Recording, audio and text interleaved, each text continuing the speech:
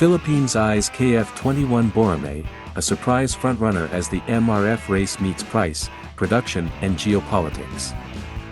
The Philippine Air Force's long hunt for a modern multirole fighter may be shifting toward South Korea's KF-21 Boramae, and the reasons are less romantic than you think: money, timelines, and a global scramble for jets.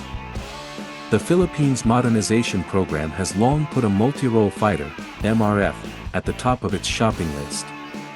For years, the conversation centered on two obvious candidates: Lockheed Martin's F-16V Block 7072 Viper and Saab's JAS-39 Gripen E. Both bring pedigree, Western interoperability, and proven mission systems. But recently a new name has gone from interesting to realistic: Korea Aerospace Industries KF-21 Boramae. This is not a dramatic reversal so much as a pragmatic pivot. Cost, delivery schedules, life cycle economics, and rising global demand for modern fighters have reshaped the playing field. For Manila, faced with urgent maritime security needs and budgetary realities, the Boramae's mix of capability, twin-engine safety, and attractive unit cost has become compelling. Why the KF-21 has caught Manila's eye? At the heart of the shift are three blunt facts: price, production capacity, and timetables. The F-16V and Gripen still sit at the top of many wish lists for capability and proven integration with Western systems. Yet both were becoming too expensive for Manila's budget, while their production lines were increasingly booked by other, higher-paying customers, limiting rapid delivery.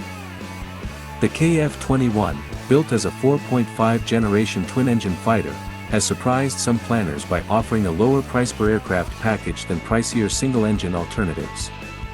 That opens the possibility that Manila could field more airframes within the same budget envelope, a trade-off that resonates when you must patrol thousands of kilometers of maritime territory.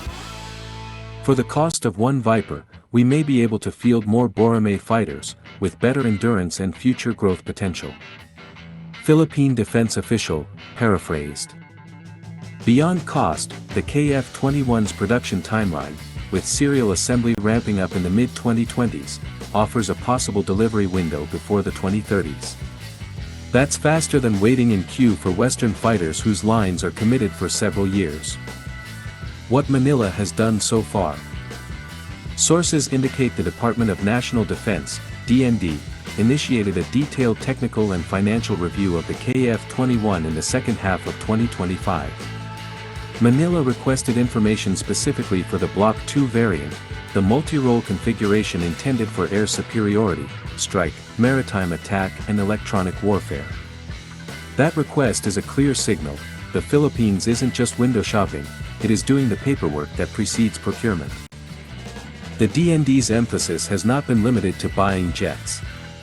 Officials insist the MRF should be treated as a force package: fighters plus sensors, tankers, and sustainment, which increases operational effectiveness but also raises the procurement's complexity and price. Block 2, the variant Manila wants. Block 2 is the KF-21's intended multi-role workhorse. Compared with early Block I iterations focused more narrowly on air defense, Block 2 is configured to carry a wider suite of weapons and mission systems. Key characteristics that align with Philippine needs include AESA radar and modern avionics, extended detection ranges for air and sea targets. Expanded weapons integration, precision-guided munitions, standoff missiles, and anti-ship options. Electronic warfare and defensive aids, a critical capability in contested littoral zones. Twin-engine endurance, added safety and range for long overwater patrols. In practice, Block 2 aims to be a flexible fighter that can conduct air superiority, maritime strike, and ground attack missions, precisely the mixed role the PAF needs for the West Philippine Sea and beyond. Production timing and the global queue. Timing is a decisive advantage for any buyer. The KF-21 program hit key production milestones in the mid-2020s and planned to expand serial deliveries in the latter half of the decade. That creates a delivery opportunity that the Philippines, keen to modernize before the early 2030s, finds attractive. However, the global interest in the Boramae complicates Manila's calculus. Wealthy, fast-moving customers can commandeer early production slots, and two names stand out: the United Arab Emirates and Poland. The UAE and Poland, crowding the export queue. Seoul has cultivated deep defense and industrial ties with multiple countries. High-profile negotiations with the United Arab Emirates have included multi-billion-dollar industrial and arms packages. Reported figures in the press describe investment and defense cooperation measured in the tens of billions of dollars. The UAE's potential appetite for the KF-21 could claim a substantial early share of production capacity, posing an obvious risk to smaller buyers' delivery schedules. Poland, for its part, has already bought a wide range of South Korean systems, from K-2 main battle tanks to K-9 howitzers and Fa-50 aircraft, and has shown a willingness to couple purchases with local production and technology transfer arrangements. Poland's defense procurement clout and existing Korean partnerships make it another likely early export customer for the KF-21. Opportunity and urgency. For Manila, the KF-21 represents a rare alignment of capability and value.